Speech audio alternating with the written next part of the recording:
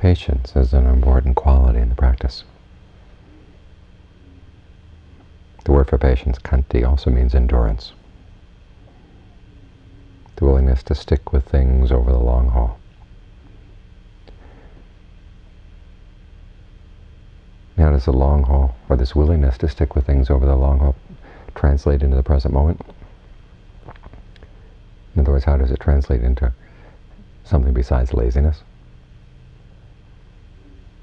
It translates as meticulousness. You're very careful in the steps that you follow in the practice, step by step by step, not jumping over any steps, not trying to leap from the first floor up to the fifth, but willing to go up the stairway step by step by step, paying careful attention to what you're doing.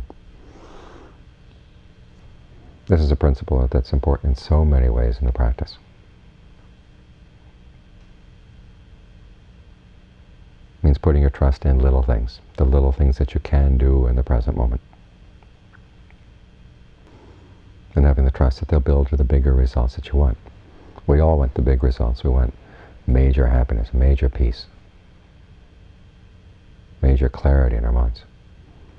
And we look at the step by step by step increments that we have to follow, and sometimes it's easy to get impatient with them and not to trust them. Wonder how could tiny little things like this build to something so big like release, nirvana. And yet it's precisely the little things that get in the way of the big results we want, and so we have to pay careful attention to them. Each moment that the mind pulls away from a desire for peace or a desire to happiness, it's a little pull, but over time it adds up. And the best way to fight it is with a path that is made out of little steps, but over time they add up too.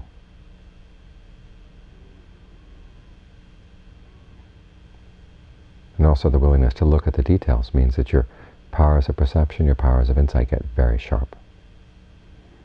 Many times you'll notice that your practice seems to hit a plateau where it's not going anywhere. And if you look really carefully, you'll realize that you haven't been looking very carefully. In other words, things get switched over to automatic pilot. You're not paying very much attention, just kind of going through the motions. And as a result, the results don't come the way you'd like them to. It's in being very precise about what you're doing. For example, focusing on the breath. Be really precise about any little tiny piece of tension or discomfort, dis-ease in the breath. Don't slough over it. Because it's in paying attention to the little details that brings you more and more and more into the present moment.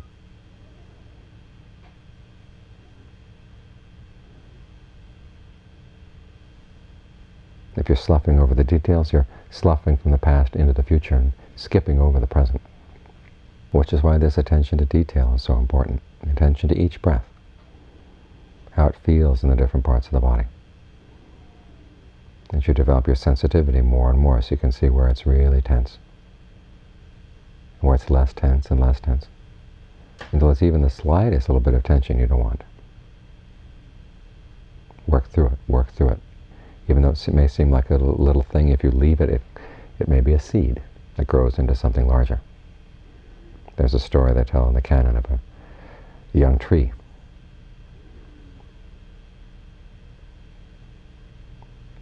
Where creeper seed comes and lands right next to the tree, and the other friend trees, the devas and the other trees, come around to the deva in this tree.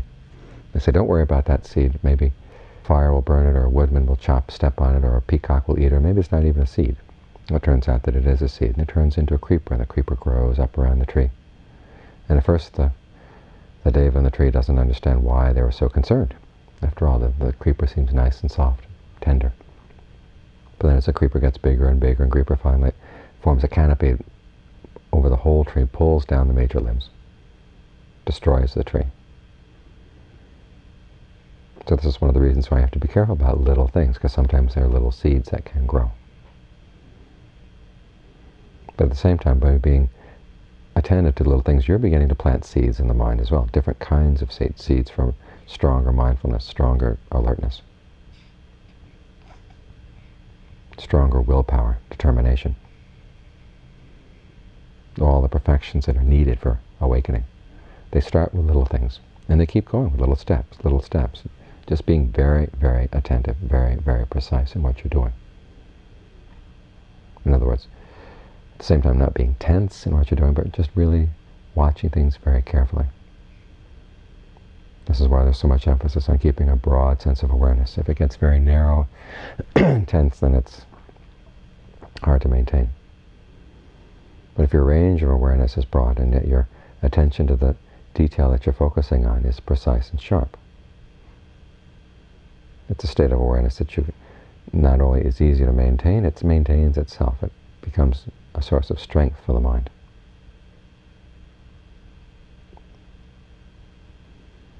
And you want to take this same attention to detail to all aspects of your life. Not only when you're sitting here with your eyes closed, but also when you're dealing with other people, doing work out in the orchard or at the house. Whatever your activity, you want to be as precisely with the present moment as possible, so that skillful or unskillful states, when they arise in the mind, don't pass by unnoticed. And this is what it means to be uncomplacent in your practice of concentration, as we chanted just now. Means being heedful. You cease danger and respects being heedful. What the danger? Well, the dangers come from little things because they can turn into big things. There's a passage in the canon where the Buddha talks about 4 things you shouldn't want to overlook simply because they're small. One is a small fire, another is a small snake, another is a small prince. The prince may be small right now, but in a couple of years he's going to grow up and he can carry a grudge from age 3 to age who knows how far. The 4th one is a young contemplative, because sometimes young contemplatives have gotten further in their meditation than you might assume. Those are outside small things you shouldn't be careless or complacent about. The inside ones, though, are even smaller, and yet they can do even more damage. Speaking of the unskillful side, on the skillful side, they can do you a lot of help if you look after them. So what this means is not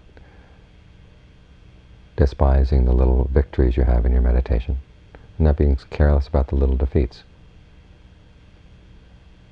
Because it's step by step by step that you get more and more precisely into the present moment, which is where things are going to open up.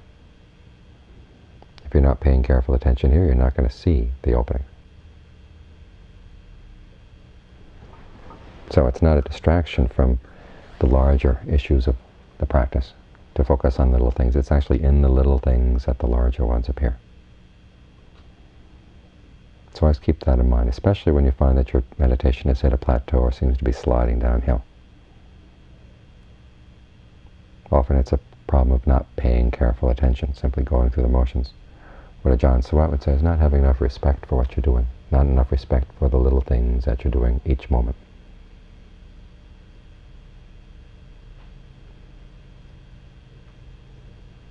So we try to do this with an attitude of lightness, but at the same time a sense of real dedication. And that's how the principles of endurance and patience, which sound like long-term principles, translate into the present moment.